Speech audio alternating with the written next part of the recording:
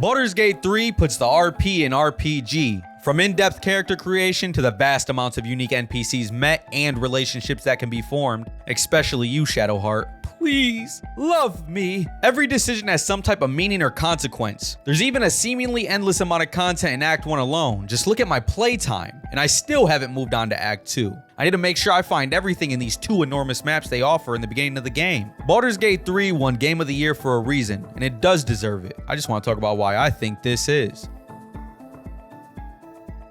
Let's start off with character creation. After the dope-ass opening cutscene, you're thrusted into creating your character. You can either choose one of the pre-made or origin characters, which all besides the Dark Urge are in the story as NPCs that you can add to your party. All of who have different backstories and goals to achieve, or you can create your own custom character from scratch with no origin at all. I picked Dark Urge because for one, I know I'm gonna have the Dark Urge to try to slide up in Shadowheart's pussy. And for two, this is the only origin character that you can fully customize as your own that has a quest line you're able to complete with unique dialogue options. It's also just the coolest sounding one here. Oh, and by the way, when you're trying to decide which character you want, you're able to play a little video and they'll tell you who they are. So you're not just sitting there reading their backstories, because reading is boring. After picking the right origin for you, it's time to pick your class, which there's 12 of them. And each class has a subclass to pick from as well. But don't worry, you're not locked into this class because at a certain level, you're able to pick multiple of them. So you can multi-class. You want spells? It's got spells. You want to be able to shoot a bow? It's got some arrows for you.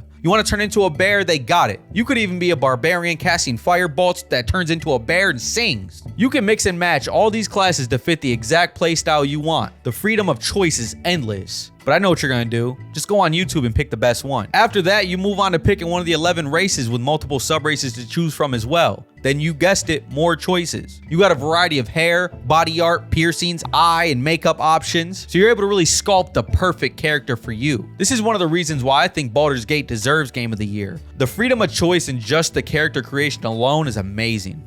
Moving on to exploration. Like I said in the beginning of the video, in Act 1 alone, you have 2 huge maps you can explore and find many secrets that lie within. Along with finding secrets, there's a ton of random encounters and dialogue that can have effects on the story itself, or move along personal quests from either yourself or the party you have. An example of this is when I was randomly walking around and a demon appeared. He transported me to some mansion offering to help with something happening in the main story, but I told him the devil was a lie and got the fuck up out of there. There's many little side quests or important NPCs that can be missed if you choose not to explore, but the game never forces you to do this. It's pretty much just up to you, which again can tie into the absolute freedom the game gives you, and another reason why I think it deserves the title. Now, the combat is what most likely turns a bunch of people away from giving Baldur's Gate a chance. It's turn-based combat, but I personally enjoy it because you can get up and walk away from the game whenever you want without getting killed randomly. Also, it takes a little more strategy for the bigger fights where there's multiple enemies to worry about, so you have to actually think about what spells or attacks to use. Speaking of spells and attacks, there's a good amount of them, and the types of weapons that you equip play into the melee attacks that can be performed. For example, certain weapons have different abilities like thrust or attacks that can cause bleeding damage. And for spells, there's a wide variety that you're able to use like fire-based spells, poison spells, ice spells, healing spells,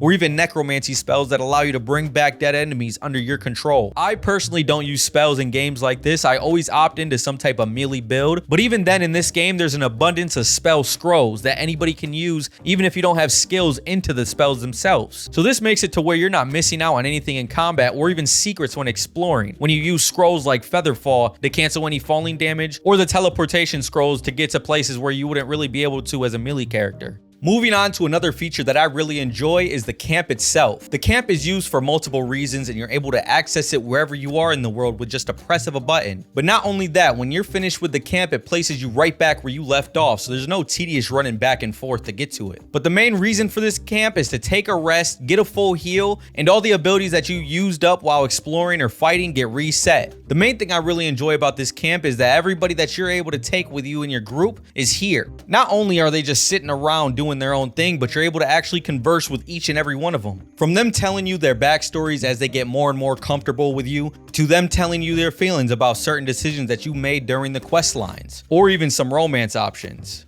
Shadowheart, I'm talking about you. Please, just let me romance you. There's also events that can happen inside of this camp, so every time you return, you can be in for something exciting. For example, one time I returned to the camp and a character-altering event happened to Will, one of the characters you're able to bring along with you. A demon showed up and a major plot point with Will was revealed. Or you could just be doing your long rest and be awoken to two party members trying to kill each other. And it's your decision whose side to take. I just wanted to talk about this camp because it definitely brings more immersion to an already immersive story. Wrapping up, I think Baldur's Gate is a genre-defining RPG, but I can totally understand why some people might not think that from first glance. This is a very immersive story that is being told with a ton of dialogue, and I think that might push a majority of people away from giving it a try. But with the amount of freedom, decision, and personalization that can be made, I think everybody should give it a shot. Not only that, Larian Studios cares about their game. Whenever the majority of fans ask for something to get fixed or added, they're pretty quick to do it. And on top of that, there's no microtransactions, so you get the full experience for the full price. And for someone that absolutely hates things being locked behind a paywall or any microtransaction in general,